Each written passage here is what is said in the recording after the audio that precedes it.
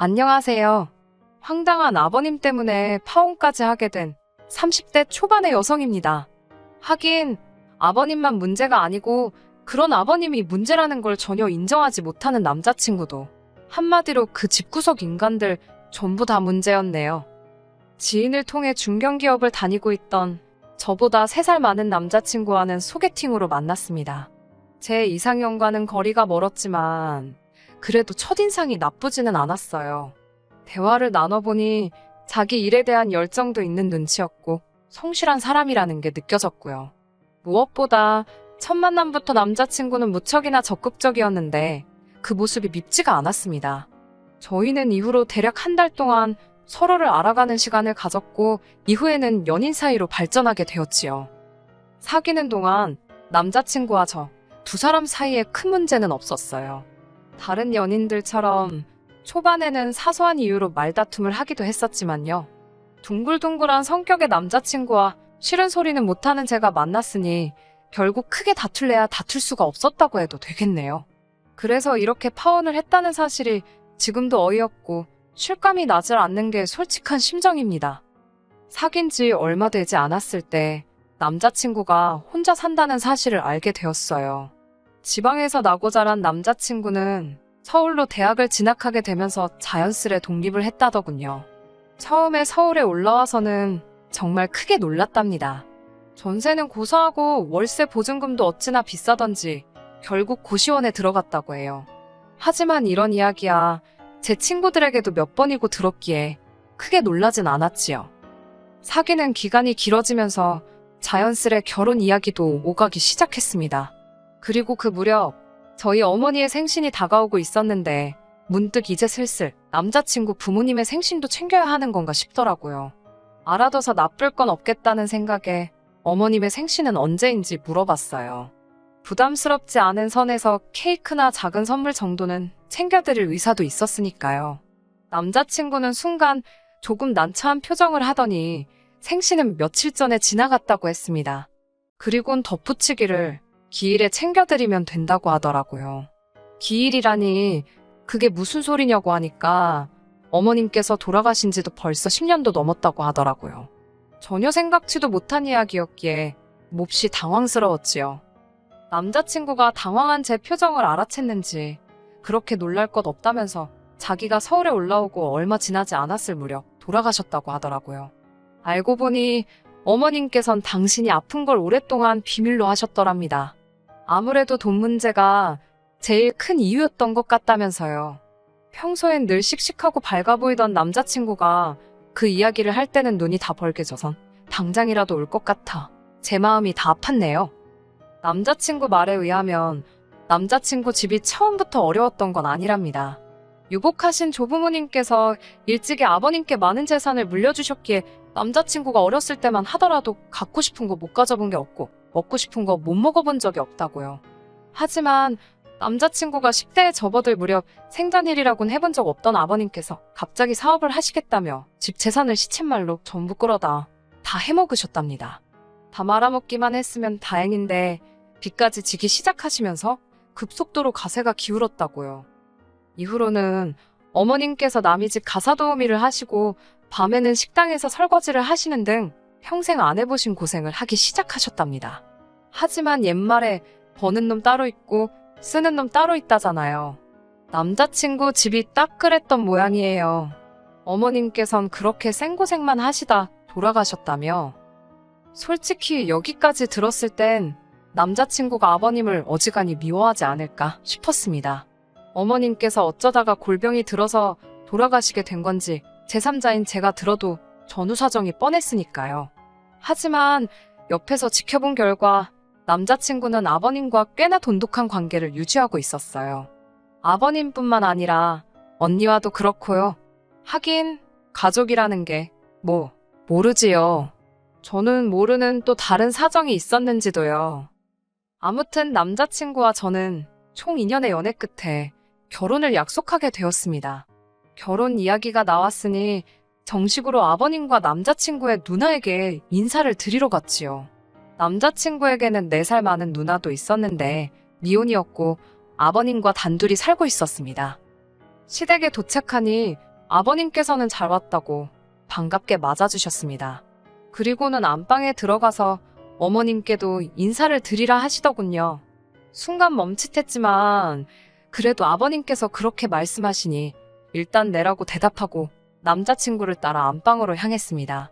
안방은 기이하기 짝이 없었어요. 방 한쪽은 마치 재단처럼 만들어져 있었고 그 위엔 어머님의 영정사진과 위패가 놓여 있었거든요. 예전에 TV에서도 그렇게 해놓은 집을 본 적이 있긴 한데 막상 직접 보니 오싹한 기분이 들었습니다. 그래도 최대한 티내지 않고 남자친구를 따라 어설프게나마 인사를 드렸네요. 여기까지는 솔직히 흔하지 않는 경험이라 낯설어서 그렇지 이상하다거나 불편하다는 생각은 하지 않았습니다. 오히려 제가 제대로 행동하고 있는 건지 어딘가 예의에 어긋나는 점은 없는지 제 자신을 살피느라 바빴지요. 아무튼 어머님께도 인사를 드리고 거실로 나오니 언니가 식사는 나가서 하잡니다. 냉장고가 텅텅 비었다며 찍어 먹을 게 없다나 어쩐다나요? 안 해도 될 소리를 하는 거 보니 성격이 푼수 같구나. 그런 생각을 잠시 했지만 당연히 입 밖으로 내진 않았어요. 그리고 솔직히 어머님이 안 계신 시댁이었으니 별다른 기대 같은 것도 없었고요. 저희는 집에서 조금 떨어진 곳에 위치한 고깃집에 도착했습니다. 직원이 4인용 테이블로 저희를 안내했는데 아버님께선 5명이라며 다른 자리를 요구하셨지요. 저는 이때만 해도 아버님이 자리를 넓게 쓰고 싶으신가? 그런 생각만 했어요. 그렇게 저희는 6인용 테이블에 앉게 되었습니다. 직원이 메뉴판을 가져다 주니 아버님께선 볼 필요도 없다며 한우 생갈비로 5인분을 가져다 달라고 하시더군요. 냉면도 5개를 달라고 하셨고요. 결국 제가 남자친구에게 조용한 목소리로 혹시 아직 더울 사람이 있냐고 물으니 남자친구가 어색하게 웃으며 1인분은 어머님 거랍니다. 솔직히 그 소리를 듣는데 이번에는 소름이 쫙 끼치더라고요. 아버님께서도 제가 남자친구에게 묻는 걸 들으셨는지 처음 며느리감하고 식사를 하게 되었는데 어머님만 빼놓을 수 있냐고 그러시는 거예요. 너무 당황스러웠고 어떻게 반응하는 게 적절할지 상황 파악이 잘 되지 않았습니다. 그러자 이번엔 언니가 그냥 살아계신 어머님이랑 같이 있다 생각하면 어려울 것 없다고 하더라고요. 이후로도 가족들의 기이한 행동은 계속되었습니다.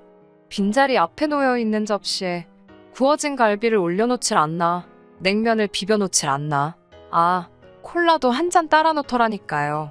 이게 무슨 제사상도 아니고 등골이 오싹해서 밥이 입으로 들어가는 건지 코로 들어가는 건지. 그런데 이런 아버님의 기행과는 또 별개로 언니가 정말 꼴사납게 행동을 하더군요. 식사를 마친 뒤 언뜻 계산서를 보니 거의 50만 원 돈이 나와 있었습니다. 아버님께서 좋은 날이라며 약주도 몇 잔 하셨지. 심지어 어머님 자리에 산더미처럼 쌓아놓은 고기는 아무도 손도 못 대게 하셔가지고 생으로 버려야 했고요. 아무튼 그렇게 흥청망청 음식을 시켰으니 50만 원이 나온 게 놀랍지도 않았네요.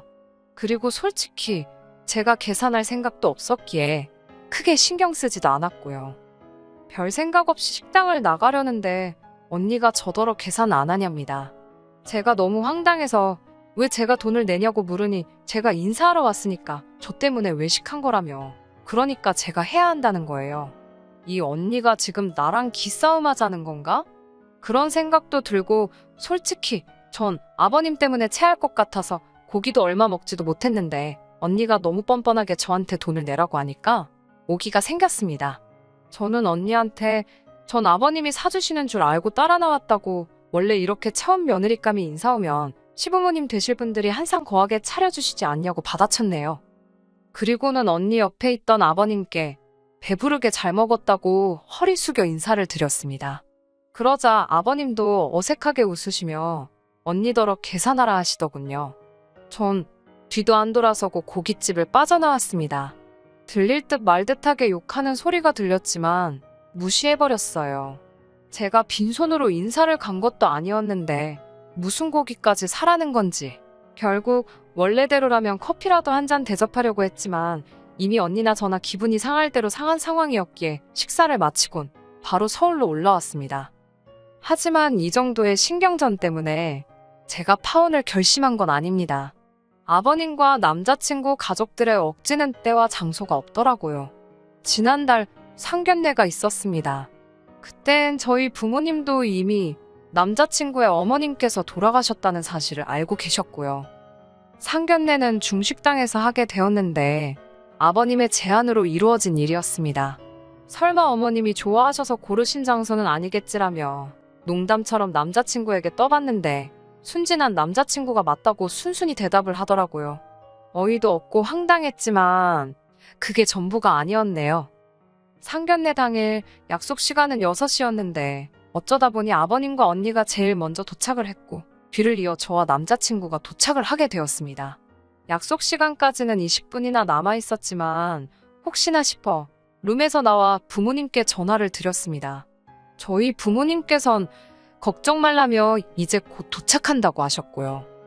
전화를 마치고 룸 안으로 들어가려는데 의자를 든 직원이 저희 룸으로 들어가는 게 보였습니다. 무슨 일인가 싶어 뒤따라 들어가다가 어처구니가 없는 상황을 보곤 하마터면 쓰러질 뻔했어요. 아버님께선 당신이 메고 오신 가방에서 정말 시골에서 할머니들이 톡 포장할 때나 쓰실 법한 연분홍 보자기로 포장된 보따리를 주섬주섬 꺼내시고 계셨거든요. 그리고 그 보따리 안에는 어머님의 영정사진이 담긴 액자가 들어있었지요. 아버님께선 비어있는 당신 옆자리에 그 액자를 떡하니 올려놓으셨습니다. 직원이 의자를 가져온 이유도 제가 남자친구 쪽 3명, 저희 쪽 3명 이렇게 6명을 예약했는데 아버님이 어머님 자리가 없지 않냐며 한 자리를 더 달라고 하신 거였고요. 제가 남자친구를 불러내 이건 아닌 것 같다고 이야기를 했습니다. 하지만 남자친구도 아버님과 같은 입장이더군요. 자기 인생에 한 번뿐일 상견례이고 원래 상견례는 부모끼리 만나는 자리지 아니냐입니다. 자기는 이렇게라도 어머님께서 자기의 새로운 인생이 시작되는 걸 함께 해주셨으면 좋겠다며 저더러 이해를 해달라고요. 남자친구가 어찌나 단호하게 말하던지 오히려 제가 나쁜 사람, 이상한 사람처럼 느껴질 지경이었지요.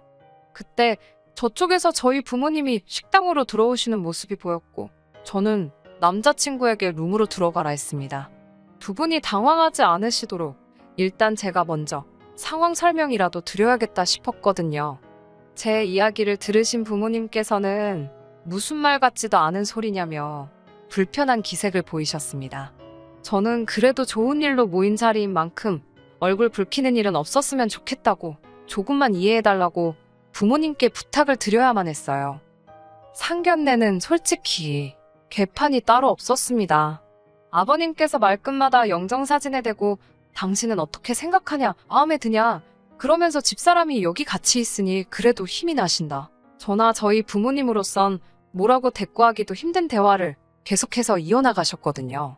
저만큼이나 당황하신 듯한 저희 부모님께선 그래도 딸의 부탁 때문인지 최대한 침착하게 상견례를 끌고 가시려는 노력을 하고 계신 눈치였지만요. 하지만 저희 부모님의 노력에도 불구하고 아버님이나 언니 두 사람 다 결혼과는 상관없는 계속해서 어머님에 관한 이야기만 늘어놓았습니다. 결국 참다 못한 저희 부모님께서 먼저 애들 집이나 혼수 문제는 어떻게 할 생각이시냐고 물으셨지요. 그러자 아버님께선 애 엄마가 돈이 없어 병원 치료도 한번 제대로 못 받아보고 죽었다면서 한마디로 못 보태주신다 소리를 돌아가신 분을 들먹이며 하시더라고요. 솔직히 진작부터 결혼할 때 도움을 못 받을 거란 예상은 하고 있었기에 크게 놀라지도 않았습니다. 아무튼 아버님의 대답을 들으신 저희 부모님께선 그럼 아이들이 알아서 하는 쪽으로 하고 대신 혼수나 예단 같은 것도 생략할 건 생략하는 게 좋겠다고 말씀하셨지요. 그러자 이번엔 결혼도 안 해본 언니가 나서서 한다는 말이 그래도 예단은 시집오는 며느리가 시댁 식구들한테 보이는 예의인데 그걸 생략하는 건 아닌 것 같답니다. 어머님께서 돌아가셨다고 무시하고 넘어가도 된다고 생각하는 것 같은데 그러면 곤란하다면서요. 60만 여기 안 계실 뿐이지 정성이란 건 다 느껴지는 법이라면서 어머님 몫으로 가방이든 금이든 뭐 하나는 하는 게 좋겠답니다. 지난번 식당에서 계산할 때도 그렇고 이 언니는 내 주머니를 못 털어먹어서 안달이네 그런 생각도 들고 말 같지도 않은 소리를 하면서 자기가 모나되는 것 마냥 뻗대는 모습도 꼴사납다 싶었어요. 제가 그러면 저는 예물을 누구한테 받냐고 물었습니다. 돌아가신 분은 제 예물을 못 챙겨주실 거 아니냐고요. 그러자 저희 부모님께선 두 사람 다 그만하라며 언니한테 사돈 처녀가 무슨 말이 하고 싶은지는 알겠지만 여기는 어른들끼리 이야기하는 자리니까 빠져달라고 하셨습니다. 결혼 당사자도 아니고 하고 싶은 이야기가 있으면 아버님과 먼저 상의를 해보고 아버님을 통해서 하던지 하라고요. 그제서야 언니도 아버님도 아무 말 못하시더군요. 이후로 어색한 공기 속에서 일단 식사를 하게 되었습니다. 식사도 솔직히 체하는 줄 알았어요. 저는 분명히 6인분을 예약했는데 아버님께서 어머님 목도 추가 주문을 하셨더라고요. 식사는 코스로 나왔는데 영정사진 앞에 하나씩 서빙하시던 분들도 얼마나 어이가 없었을까요? 이윽고 식사를 마치고 일단 슬슬 해산하는 분위기였습니다. 솔직히 제 머릿속은 온통 부모님께서 이 결혼 절대로 허락 안 해주시겠구나. 그런 생각뿐이었지요. 남자친구라는 작자는 아버님이랑 언니가 헛소리를 떠들어대는 내내 꿀먹은 모마냥 말 한마디도 똑바로 못하고 있었고 아버님은 계속 돌아가신 어머니만 찾지 언니라는 사람은 아직 신우 타이틀도 달기 전인데 벌써부터 저한테 시비를 걸지. 어떤 부모가 이런 집에 딸을 보내고 싶겠어요? 제가 봐도 여러 가지로 이건 아니다 싶었네요. 그런 와중에 아버님께서 결정타를 날리셨습니다. 아버님께선 저희 부모님께 한 가지 간곡하게 드리고 싶은 청이 있다며 문을 떼셨지요. 저희 아버지께서 편하게 말씀하시라 하니 아이들 결혼식 날 고생만 하다 간 어머님을 위해 하객들과 같이 10분 정도 묵념을 하고 싶으시답니다. 저희 사진이 나와야 할 스크린에 어머님 사진을 띄우고요. 추모의 시간이라나요? 아버지께서 당혹스러운 표정으로 어머니를 쳐다보셨고 두 분이 뭐라 하시기도 전에 제가 먼저 절대로 안 된다고 했습니다.